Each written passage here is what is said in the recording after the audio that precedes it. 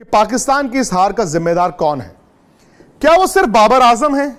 क्या उन्हीं पर आप उन्हीं के सर पर हार का ये ठीकरा फोड़ देंगे, या फिर उनके बाकी स्टार प्लेयर्स हैं जो बड़ी बड़ी बातें करके बड़े बड़े नाम लेकर आए?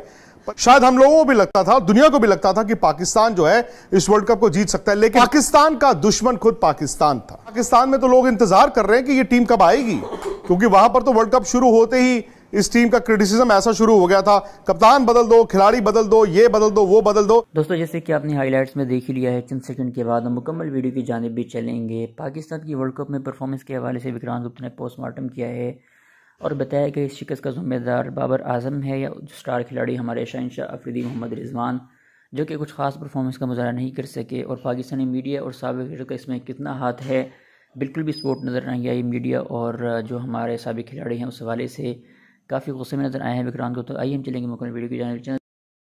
लेकिन पाकिस्तान में तो लोग इंतजार कर रहे हैं कि ये टीम कब आएगी, क्योंकि वहां पर तो वर्ल्ड कप शुरू होते ही इस टीम का क्रिटिसिज्म ऐसा शुरू हो गया था, कप्तान बदल दो, खिलाड़ी बदल दो, ये बदल दो, वो बदल दो। लेकिन हकीकत यह है कि पाकिस्तान तैयार नहीं था। पाकिस्तान इस वर्ल्ड कप के लिए तैयार कतई नहीं था। शायद हम लोगों को भी लगता था, दुनिया को भी लगता था कि पाकिस्तान जो है इस वर्ल्ड कप को जीत सकता है, लेकिन नहीं। एशिया कप में इस बात का इल्म हो गया था कि ये टीम में इतना दम नहीं है। शायद ये सेमीफाइनल तक जाने वाली टीम थी, लेकिन ये वर्ल्ड कप जीतने वाली टीम नहीं थी। और पाकिस्तान का दुश्मन खुद पाकिस्तान था, क्योंकि वो नूरा कुश्ती लड़ते रहे। जब आप नूरा कुश्ती लड़ते हैं तो आपको यह अंदाजा नहीं होता कि सामने वाला पहलवान कितना मजबूत है, और जब आपको सामने वाला पहलवान दिखता है तो फिर आप डर के ही रहते हैं और उससे मुकाबला नहीं कर पाते। वो हल्की टीमों के साथ अपनी वनडे क्रिकेट खेल रहे थे। बड़ी टीम भी जब आती थी तो बड़ी टीम अपने खिलाड़ियों को आराम दे देती थी। तो आप ये नहीं समझ पाए कि दुनिया कहां है, और ये नहीं समझ पाया पाकिस्तान की वो कहां है। दूसरी बात, इन्होंने इन मुकाबलों को इस्तेमाल भी नहीं किया जैसे बाकी टीमों ने किया। आप कभी रोटेट करते हैं, बड़े खिलाड़ी को आराम देते हैं, फिर दो यंगस्टर्स को ट्राई करते हैं। भाई दुनिया कहती है पाकिस्तान ये क्या टीम लेकर आया, हम कहते हैं भाई यही तो उनके पास है, हमें तो नहीं पता इनके पास और कौन से खिलाड़ी हैं। इसलिए नहीं पता क्योंकि इन्होंने खिलाड़ियों को इस्तेमाल ही नहीं किया। हमें पता ही नहीं चलेगा कि कौन से खिलाड़ी में इंटरनेशनल क्रिकेट खेलने की कैपेबिलिटी थी और किस में नहीं थी।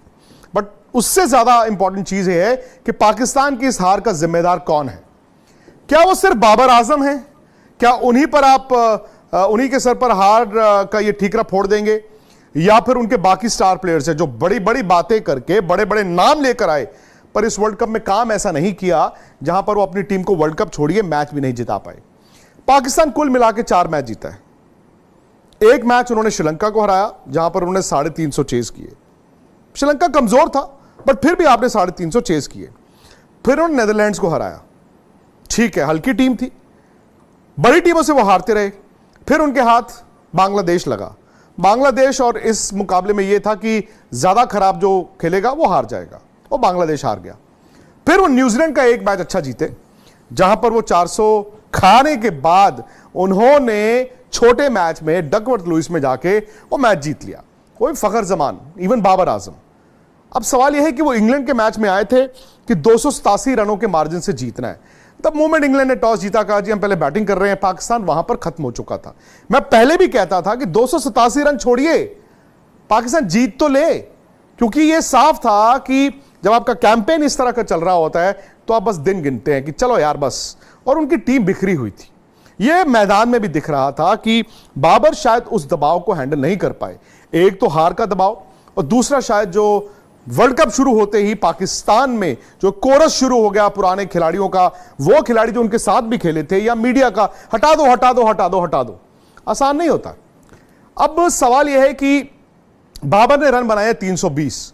इस वर्ल्ड कप में वो टॉप 20 रन गेटर्स में नहीं है, जबकि उस वर्ल्ड कप में आए थे मुकाबला विराट कोहली का करने का, कि विराट बेहतर या बाबर, डिबेट ये था। अब बाबर के लिए कप्तान के तौर पर, बैट्समैन के तौर पर यह वर्ल्ड कप बड़ा जरूरी था। लेकिन कभी कभी क्या होता है कि आपकी एक जब आपका फील्ड खराब चले, यानी कि फर्ज कीजिए बैटिंग खराब चले, उसकी रिफ्लेक्शन आपकी कप्तानी में दिखती है, या आपकी कप्तानी खराब चले, आपकी टीम अच्छा नहीं कर रही, उसकी रिफ्लेक्शन आपकी बैटिंग में दिखती है। रिजवान ने भी कुछ नहीं किया। रिजवान ने पहले मैच में, वो श्रीलंका वाले मैच में जो ऐसा जबरदस्त 100 बनाया, उसके बाद उन्होंने कुछ नहीं किया। ये तो फखर जमान ने वो जो 2 पारी खेल दी, उनकी टीम यहां तक आ गई, नहीं तो यह भी दिक्कत थी। अब फिर उन्होंने शफलिंग बहुत की। इनके पास स्पिनर्स नहीं थे, 2020 में तो चल जाता है, आपके पास अच्छे फास्ट बॉलर हैं, स्पिनर बीच में आके 8 ओवर डाल देते हैं। और ये चूंकि ज्यादातर खिलाड़ी दुनिया भर की लीग्स 2020 की खेलते हैं, ये 50 ओवर के लिए तैयार नहीं थे। अब सवाल है शाहीन अफरीदी और हारिस रऊफ का। नसीम शाह जब बाहर हुए तो भाई ये कहा गया कि क्या होगा, ये तिकड़ी आई थी भाई। नसीम शाह, शाहीन अफरीदी, हारिस रऊफ इस वर्ल्ड कप में आए थे कि दुनिया में इस तरह की तिकड़ी नहीं है। हम लोगों ने भी ये गलती की थी, उनको ओवर एस्टिमेट कर लिया था। अब देखिए ना, बुमराह, सिराज और शमी जिस तरह से गेंद डाल रहे हैं, क्या मुकाबला भी है। शाहीन अफरीदी की 18 विकेटें हैं इस वर्ल्ड कप में, 18 विकेटें एक वर्ल्ड कप में, यानी कि अभी भी वो टॉप विकेट टेकिंग लिस्ट में है। लेकिन 3 विकेटें हैं अफरीदी की, सिर्फ 3 विकेटें नई बॉल के साथ। अरे तेज गेंदबाज अगर नई गेंद के साथ विकेटें नहीं लेगा तो उनकी टीम कैसे जीतेगी। अगर आपकी सिर्फ 3 विकेटें हैं नई गेंद के साथ, बाकी 15 तो आपने नीचे जाके ली हैं। और नीचे जाके विकेटों में आप क्या करते हैं भाई, आप 400 के बजाय आप 450 पे रोक लेते हैं। जिसने 450 बनाने थे उसको आप 360 पे रोक लेते हैं। लेकिन आप 260 पे तो टीम को आउट नहीं कर पा रहे हैं। हारिस रऊफ की पेस की बात होती थी, जितना तेज वो डालते थे उतना तेज उनकी पिटाई होती थी। कभी 26 रन आप पहले ओवर में खा रहे हैं, कभी 15 रन पहले ओवर में खा रहे हैं, कभी पहले ओवर में आपको 2 छक्के पड़ रहे हैं, कभी 4 चौके पड़ रहे हैं, कभी आप वाइडे कर रहे हैं। यार ये फास्ट बॉलर का काम नहीं होता। यहां पे इंडिया से कंपेयर करें, बुमराह और सिराज नया बॉल डालते हैं, मोहम्मद शमी जब वन चेंज आते हैं पहले ओवर में एक आउट कर देते हैं। हारिस रऊफ खोल देते थे, जो ऑलरेडी खुला होता था हारिस रऊफ उसको भी खोल देते थे। अब उसमें भी क्या कप्तान की जिम्मेदारी है क्या? शाहीन अफरीदी और हारिस रऊफ अगर नई गेंद पर विकेटें नहीं ले रहे, वो भी कप्तान की जिम्मेदारी है। Mohammad Wasim junior by default उनको खेलने को मिला, क्योंकि हसन अली को कभी खिलाते थे। मोहम्मद वसीम जूनियर ने आके एक इंपैक्ट बनाया है। इसका मतलब है पाकिस्तान के पास नीचे अच्छे फास्ट बॉलर्स होंगे, लेकिन क्या उनको तैयार किया जा रहा है? जो फैक्ट्री इनकी हुआ करती थी तेज गेंदबाजों की, क्या अभी भी वो फैक्ट्री चल रही है या फिर उस फैक्ट्री पर ताला लग गया है? स्पिनर्स तो बड़ी हैरानी की बात है, पाकिस्तान के पास है ही नहीं। पाकिस्तान अच्छे लेग स्पिनर्स भी निकालता था, पाकिस्तान के पास ऑफ स्पिनर्स होते थे। अब आप देख लीजिए, जो स्पिनर्स ने इस वर्ल्ड कप में गेंद डाला है पाकिस्तान की तरफ से, अगर आप 10 टीमें देखें, आई थिंक सबसे हल्के जो स्पिनर्स थे वो पाकिस्तान के पास थे। इनफैक्ट नेदरलैंड्स के आर्यन दत्त वो ज्यादा पेनिट्रेटिव थे, वो ज्यादा बेहतर स्पिनर थे। तो जब आपके पास सब कॉन्टिनेंट टीम होने के बावजूद इंडिया में आप आते हैं, फास्ट बॉलर आपके चल नहीं रहे, स्पिनर आपके पास है नहीं, आप वर्ल्ड कप कहां से जीतोगे? हां, यह जरूर है कि बाबर आजम की कप्तानी भी बहुत डिफेंसिव थी।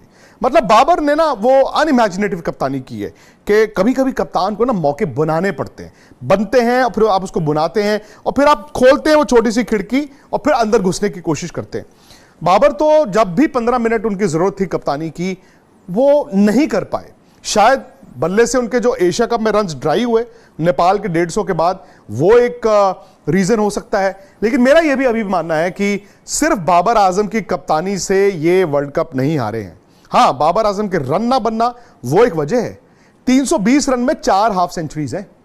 इसका मतलब वो उस तरह की बैटिंग नहीं कर पाए जहां पर उनकी टीम जीत सकती थी। रिजवान का भी वो 100 निकाल दें, कहां है रन?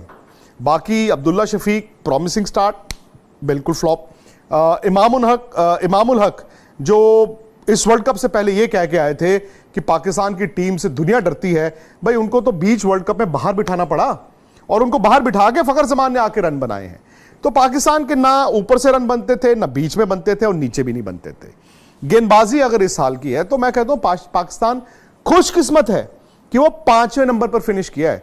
वो इसलिए खुशकिस्मत है कि 5वें नंबर पर फिनिश किया है क्योंकि इंग्लैंड ने और भी टोला क्रिकेट खेली है। भाई इंग्लैंड अगर थोड़ा सा भी 2 मैच और जीतता तो सेमीफाइनल खेल रहा होता। सो ये खुशकिस्मती है पाकिस्तान की। वो ये कहेंगे अपने फैंस को कि देखिए जी हम 5 नंबर पर फिनिश किए हैं, बस इतनी सी एक और जीत हो जाती तो हम सेमीफाइनल में होते। नहीं, वो गलत है, वो झूठ है।